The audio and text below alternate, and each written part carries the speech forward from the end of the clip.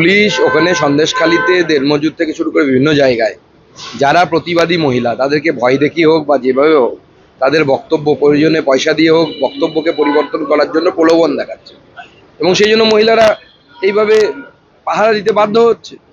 আজকে তো কোর্ট রায় দিয়েছিল যে মহিলাদের মধ্যে যেন কনফিডেন্সের অভাব না হয় সেই ব্যবস্থাও করতে, তাদের প্রশাসনের প্রতি যেন আস্থা ফেরে, কিন্তু পুলিশ তো উল্টো করছে।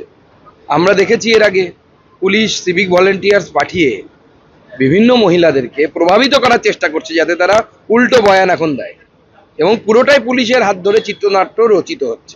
দেড়মজুরে রাত্রিবেলা করে মহিলারা ঝাঁটা লাঠি হাতে গার্ড দিচ্ছে যাতে পুলিশ ঢুকতে না পারে। এই ধরনের কি অবস্থা চলছে? দেখুন, পুলিশ ওখানে সন্দেশখালীতে দেড়মজুর থেকে শুরু করে বিভিন্ন জায়গায় যারা প্রতিবাদী মহিলা তাদেরকে ভয় দেখিয়ে হোক বা যেভাবে হোক তাদের বক্তব্য প্রয়োজনে পয়সা দিয়ে হোক বক্তব্যকে পরিবর্তন করার জন্য প্রলোভন দেখাচ্ছে এবং সেই জন্য মহিলারা এইভাবে পাহারা দিতে বাধ্য হচ্ছে।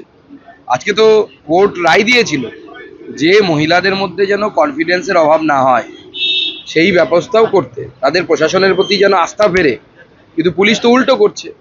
আমরা দেখেছি এর আগে পুলিশ সিভিক ভলেন্টিয়ার্স পাঠিয়ে বিভিন্ন মহিলাদেরকে প্রভাবিত করার চেষ্টা করছে যাতে তারা উল্টো বয়ান এখন দেয় এবং পুরোটাই পুলিশের হাত ধরে চিত্রনাট্য রচিত হচ্ছে। মাম্পি দাস সে গ্রেফতার হয়েছে এই গ্রামের বাসিন্দা এবং সে বারবার বলছে যে সেটা মিথ্যে অভিযোগ। বিজেপির তরফ থেকে একটা অডিও ক্লিপিং যেটা ভাইরাল হয়েছে, একটা অডিও ক্লিপিং ভাইরাল হয়েছে, সেখানে বলা যাচ্ছে যে তার ছেলের না, এই সমস্ত তৃণমূল কংগ্রেসের চক্রান্ত এবং তৃণমূল কংগ্রেসের চক্রান্তের ফলেই এই ধরনের ঘটনা বারবার ঘটছে। যা যা অডিও আসছে আপনারা দেখেছেন এর আগেও, আমাদের মণ্ডল সভাপতি থেকে শুরু করে তারা পরিষ্কার বলে দিয়েছে যে আমাদের এই ধরনের কোনো বক্তব্য নেই এবং বারবার চেষ্টা করা হচ্ছে এই সন্দেশখালী ঘটনা থেকে চোখ ঘোরানোর জন্য, সন্দেশখালীর ঘটনা মানুষকে ভুলিয়ে দেওয়ার জন্য। প্রশ্ন হচ্ছে যে 600-700 জন এফিডেভিট করছে, তাহলে এফিডেভিটগুলো কি ফলস এফিডেভিট হচ্ছে? পুলিশ নিজে 164 করিয়েছে একজন মহিলাকে দিয়ে, তাহলে পুলিশ 164 করালো কেন? মুখ্যমন্ত্রী বলছেন যে বিজেপি এলে রাজ্যে লক্ষ্মীর ভান্ডার বন্ধ হয়ে যাবে। মুখ্যমন্ত্রী নিজে বলছেন বিজেপি এলে লক্ষ্মীর ভান্ডারের জায়গায় অন্নপূর্ণা ভান্ডার চালু হবে, মাসে 3000 টাকা করে দেওয়ার ব্যবস্থা হবে। আমরা মঞ্চ থেকে বারবার বলেছি তৃণমূল কংগ্রেস এবং মাননীয় মুখ্যমন্ত্রী ভোট এলে পরে মিথ্যাশ্রী প্রকল্প চলে ওনার, অন্য সব প্রকল্প তখন বন্ধ হয়ে যায়। মিথ্যাশ্রী প্রকল্পে উনি তখন 1 নাম্বার, মিথ্যে কথা বলছেন। আরও এরকম অনেক কিছু বলছেন, মাছ খাওয়া বন্ধ হয়ে যাবে, অমুক। ভয় দেখিয়ে ভোট নিতে হচ্ছে। তার মানে কি? কখন আপনাকে ভয় দেখাতে হয় যে আপনি ভোট দিন তৃণমূলকে? ভয় দেখাতে হয়, নাহলে এটা বন্ধ হয়ে যাবে, এটা হবে, এই হবে, মাছ খাওয়া বন্ধ হয়ে যাবে।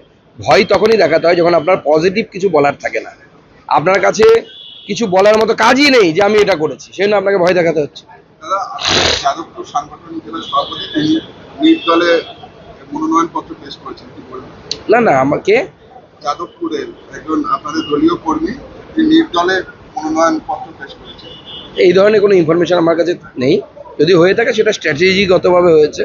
আমাদের ড্যামি ক্যান্ডিডেট রাখতে হয়, কোনো কারণে যদি একজনের নমিনেশন বাতিল হয়ে যায় তখন অন্যজনকে নমিনেশন দেওয়া হয়। সুকান্ত দা রাজ্যপালের বিরুদ্ধে একটা অভিযোগ তুলে, যৌন নিগ্রহের অভিযোগ তুলে তৃণমূল কংগ্রেস তারা রাজভবন ঘেরাও কর্মসূচি নিয়েছে।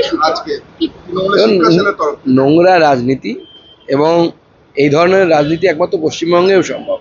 মুখ্যমন্ত্রী সেটাকে রাস্তায় নিয়ে আসে এবং যেভাবে বলছেন যে আমি রাজভবনে যাব না, আমি তো ওনাকে সিম্পল প্রশ্নটা করেছিলাম, নারায়ণ দত্ত তিওয়ারি তার সাথে মমতা বন্দ্যোপাধ্যায় রাজনীতি করেছেন, তার সাথে খুঁজলে মমতা বন্দ্যোপাধ্যায়ের পাশে বসে থাকা বহু ছবি পাওয়া যাবে। ডিএনএ টেস্টের মাধ্যমে একজন অবৈধ সন্তান এখনো পর্যন্ত প্রমাণিত হয়েছে নারায়ণ দত্ত তিওয়ারির। রাজ্যপাল থাকা অবস্থায় এসকর্ট সার্ভিস রাজভবনে ঢুকেছিল, সেটা খবর হয়েছিল মিডিয়াতে। আমি মমতা বন্দ্যোপাধ্যায়কে প্রশ্ন করছি তো আপনাদের মাধ্যমে, নারায়ণ দত্ত তিওয়ারির পাশে কিভাবে বসতেন মুখ্যমন্ত্রী মমতা বন্দ্যোপাধ্যায়? আচ্ছা, নিয়োগ দুর্নীতি নিয়ে যেটা চলছে, নাইসা ফোন করে অযোগ্যদের নাম্বার বাড়ার সুপারিশ করেছিল এসএসসি, তাহলে কি প্রথম থেকে এসএসসি এর সাথে সব জানতো? এসএসসি জানতো এবং এসএসসি তো আলাদা কোনো অস্তিত্ব নেই। এসএসসি রাজ্য সরকারের সংস্থা, রাজ্য সরকারের আন্ডারে মমতা বন্দ্যোপাধ্যায়ের নির্দেশে, পরিচালনায়, অনুপ্রেরণায় সমস্ত কিছু হয়েছে। এর জন্য মমতা বন্দ্যোপাধ্যায়কে জেলে যাওয়া উচিত এবং ওমপ্রকাশ চৌটালা যদি জেলে যেতে পারেন, মমতা বন্দ্যোপাধ্যায়ও জেলে যাবেন। গতকাল ফের ভাঙড়ে বোমাবাজি হয়েছে, আইএসএফ এর বিরুদ্ধে অভিযোগ তৃণমূলের, সামনে ভোট, আবার দেখুন ভাঙড়ে এবার তৃণমূল কংগ্রেসের অবস্থা খারাপ হবে, জামানত বাজেয়াপ্ত হওয়ার মতো অবস্থা হবে। ভাঙড়কে তো তৃণমূল কংগ্রেস ভাগাড়ে পরিণত করে দিয়েছে। মিঠুন শেষ। চক্রবর্তী জনসভায় বাঙালকে কাঙাল করেছে, এটা নিয়ে নানা রকম। না, বাংলাকে তো কাঙাল বানিয়েছে মুখ্যমন্ত্রী। বাংলাকে কাঙালকে আগে একসময় 26% আমাদের জিডিপিতে অংশ ছিল, আমরা 26% জিডিপিতে কন্ট্রিবিউট করতাম, এখন কত শতাংশ করি? তার মানে কি আমাদের অবস্থা খারাপ হয়েছে? আজকে মানুষকে কাজের জন্য ঘুরে বেড়াতে হচ্ছে, অন্য রাজ্যে যেতে হচ্ছে। আপনার রাজ্যের লোক যখন অন্য রাজ্যে কাজের জন্য যাচ্ছে, তার মানে কি আমার কাছে কাজ নেই? ধন্যবাদ। না, বামেদের সঙ্গে আইএসএফ এর যে জোট হয়নি তার জন্য মোহাম্মদ সেলিম তিনি বলছেন আইএসএফ দায়ী, নওশাদকে বারবার ফোন করা সত্ত্বেও উনি ফোন ধরেছেন। দেখুন, এই বামেদের সাথে আইএসএফ এর জোট হবে কি হবে না তাদের ব্যাপার, এবং বিষয় হচ্ছে যে এরা হচ্ছে চেয়ার লিডার, খেলছে তো আমরা তৃণমূল, আমরা খেলছি আর তৃণমূল খেলছে। এবার চেয়ার লিডাররা কি পরে খেলবে, মিনিস্কার্ট পরে নাচবে নাকি শাড়ি পরে নাচবে, তাদের ব্যাপার।